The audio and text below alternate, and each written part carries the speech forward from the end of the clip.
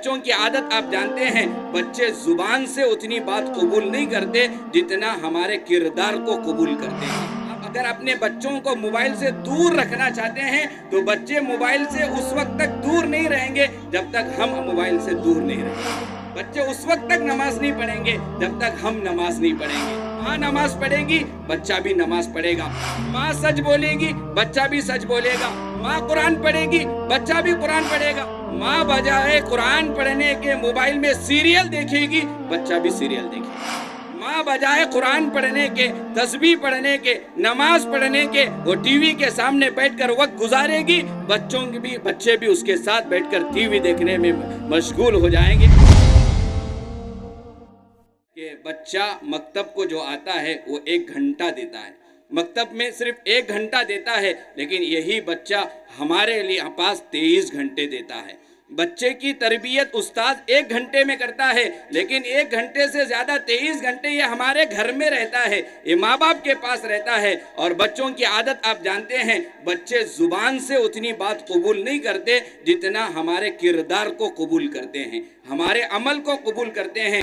آپ اگر اپنے بچوں کو موبائل سے دور رکھنا چاہتے ہیں تو بچے موبائل سے اس وقت تک دور نہیں رہیں گے جب تک ہم موبائل سے دور نہیں رہیں گے۔ جب تک بچوں کو اگر ہم نمازی بنانا چاہتے ہیں، بچے اس وقت تک نماز نہیں پڑھیں گے جب تک ہم نماز نہیں پڑھیں گے۔ بچوں کو اگر ہم سچ بولنے کی تعلیم دینا چاہتے ہیں تو ہمارے بچے اس وقت تک سچ نہیں بولیں گے جب تک ہم سچ نہیں بولیں گے۔ لہذا ہماری زبان سے زیادہ ہمارے عمل کا اعتبار ہے، ہمارے کاموں کا اعتبار ہے۔ گھر میں ماں نماز پڑھے گی، بچہ بھی نماز پڑھے گا۔ ماں سچ بولے گی، بچہ بھی سچ بولے گا۔ ماں قرآن پڑھے گی، بچہ بھی قرآن پڑھے گا۔ ماں بجائے قرآن پڑھنے کے موبائل میں سیریل دیکھے گی، بچہ بھی سیریل دیکھے گا۔ ماں بجائے قرآن پڑھنے کے، تسبیح پڑھنے کے، نماز پڑھنے کے، وہ ٹی وی کے سامنے بیٹھ کر وقت گزارے گی، بچے بھی اس کے ساتھ بیٹھ کر ٹی وی دیکھنے میں مشغول ہو جائیں گے۔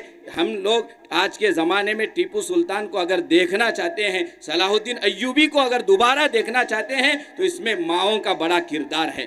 جتنے بھی بڑے ولی پیدا ہوئے ہیں، جتنے بھی مرد بڑے بڑے کارنامے انجام دیے ہیں، ان مردوں کو بنانے کے پیچھے عورت کا ہاتھ ہوتا ہے۔ عورت کی قربانی کے نتیجے میں مرد تیار ہوتے ہیں۔ امام غزالی رحمۃ اللہ علیہ نے لکھا ہے کہ مرد بنتا ہے تو مرد کی دینی تعلیم، مرد کی دینداری اس کی ذات تک ہے، لیکن ایک عورت بنتی ہے تو وہ خاندان کو بناتی ہے، وہ گھر کو جنت کا باغ بناتی ہے۔ عورت کے بننے سے گھر بنتا ہے، خاندان بنتا ہے۔ لہذا مردوں کے مقابلے میں عورتوں میں زیادہ دینداری آنے کی ضرورت ہے۔ آپ پوری تاریخ کا مطالعہ کریں، یہ زمزم کا پانی جو اللہ نے ہمیں عطا کیا، اس کے پیچھے صرف حضرت ابراہیم کی قربانی نہیں ہے، لیکن حضرت ابراہیم علیہ السلام کی قربانی سے بڑھ کر زمزم کے پانی کے تعلق سے اگر مطالعہ کیا جائے تو حضرت ہاجرہ کی قربانی، ہاجرہ نے قربانی دی۔ حضرت ہاجرہ نے حضرت اسماعیل کو سنبھالا۔ حضرت ہاجرہ نے حضرت اسماعیل کے لیے صفا کے پہاڑ پر چڑھا، مروہ کے پہاڑ پر چڑھا، دوڑ لگائی۔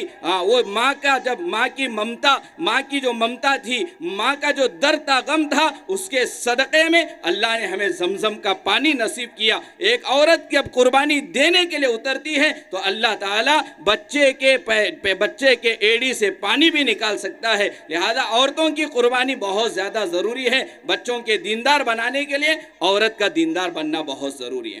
عورت اپنے آپ کو دیندار بنائے، دینی تعلیم سے آراستہ ہو، پیراستہ ہو۔ عورتوں میں دینداری آئے گی، گھر میں دینداری آئے گی۔